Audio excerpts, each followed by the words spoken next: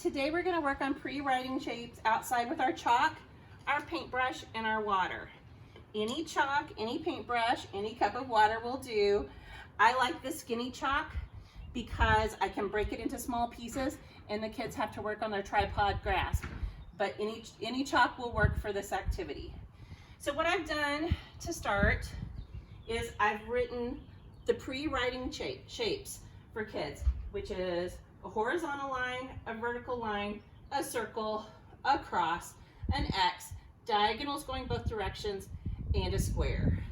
So the first thing I would have your kids do is take a piece of chalk and trace these shapes.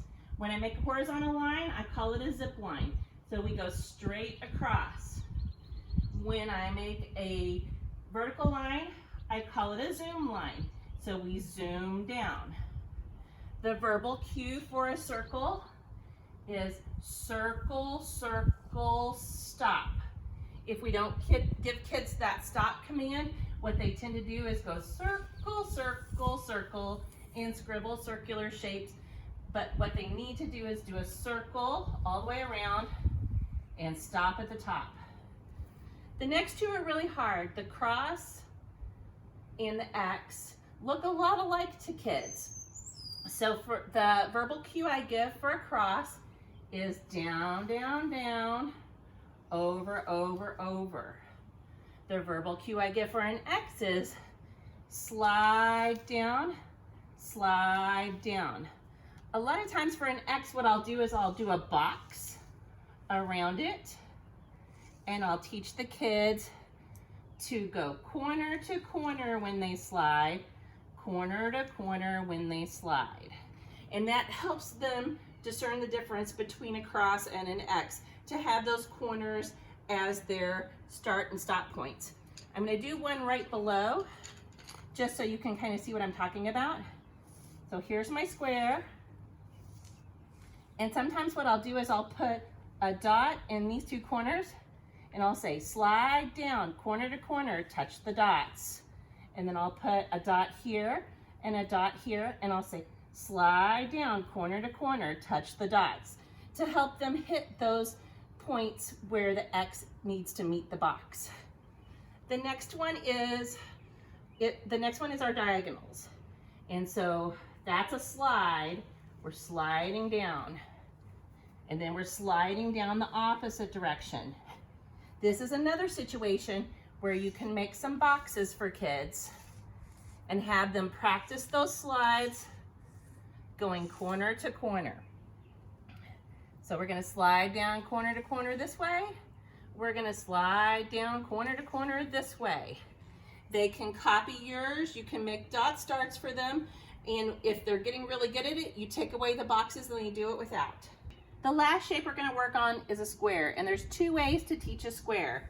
The first way is to start at the top and say down, down, down, stop, over, over, over, stop, up, up, up, stop, over, over, over, stop. What the word stop does for them is they stop their piece of chalk, their crayon, their pencil, whatever they're using, and it helps them get a sharp corner. Otherwise, a lot of kids will do this, and their square will look a lot more like a circle.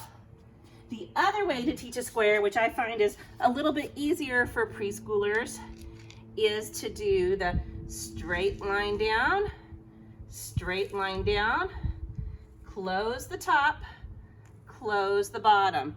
For a lot of kids, that's just an easier method. And what you'll see them do is they'll have some overlap when they close the top and they close the bottom, but they don't have those rounded edges. And as they get better with their fine motor skills, they will not do so much overlap. So this is a great introductory way to teach kids how to make their squares. Now, just to show you a couple of things that I use with my preschool friends, you'll see that I've got a towel here because a lot of our friends don't like to have their knees on the hard concrete, so they don't want to do these chalk activities. If you've got a towel or a blanket to put under their knees, they're more likely to do it. The other thing I brought with me today was my paintbrush and my water, because it's fun to draw the shapes and you can have them trace them and then you can have them draw them, but it's also good practice to use the paintbrush to erase them. And they'll probably have to go over this a couple times with water to make their pictures and their shapes be erased. But that's good extra practice on forming these basic shapes. And I think it's a lot of fun. So good luck with basic shapes. Feel free to reach out if you guys have problems or questions.